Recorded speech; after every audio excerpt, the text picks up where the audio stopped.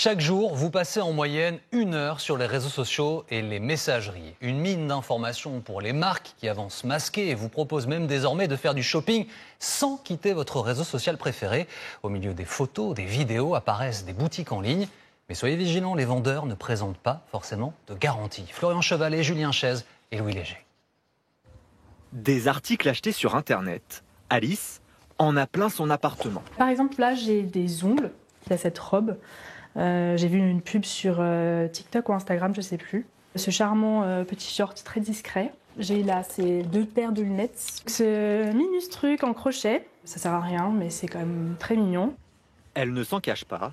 Ses achats ne sont pas toujours réfléchis. La plupart du temps, je pense que je ferais mieux de ne pas acheter. Parce que ça me sert à rien et que la plupart du temps, soit je les utilise pas, soit ils se cassent rapidement, soit je les jette, soit je les donne. Des achats impulsifs, favorisés par les réseaux sociaux. Depuis quelques mois, les influenceurs ou les marques peuvent vendre directement depuis certaines applications, comme TikTok. Seule condition, avoir un numéro de SIRET et un nom d'entreprise. Et n'importe qui peut mettre n'importe quoi sur ces sites marchands en vente. Le risque pour le consommateur, ça va être de ne pas recevoir le produit potentiellement, ou de recevoir un produit de mauvaise qualité, ou carrément un produit dangereux. Autre stratégie pour inciter à l'achat, vous avez sans doute déjà remarqué ces annonces. Sur ce site, ce produit serait bientôt épuisé.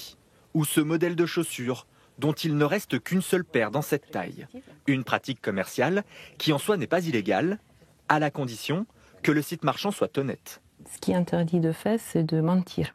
Sauf que c'est très difficile à vérifier.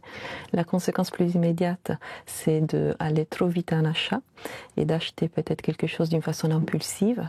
Après un achat en ligne, la loi prévoit un délai de rétractation de 14 jours. Une possibilité que vous n'êtes pas nombreux à utiliser. La preuve, nous vous avons posé une question. Combien de vêtements pensez-vous avoir dans votre garde-robe ? 50, 25 par saison à peu près. Voilà. Je pense qu'en termes de produits, j'en ai peut-être au moins facilement une 60aine. Je pense une bonne centaine, voire plus, beaucoup plus. Selon une étude réalisée par l'Agence de la transition écologique, les Français pensent avoir 79 vêtements dans leur placard. En réalité, le chiffre est 2 fois plus important. Si vous voulez limiter vos stocks, on vous conseille donc de prendre le temps de comparer les offres, lire attentivement les caractéristiques du produit et toujours vérifier la fiabilité d'un site internet.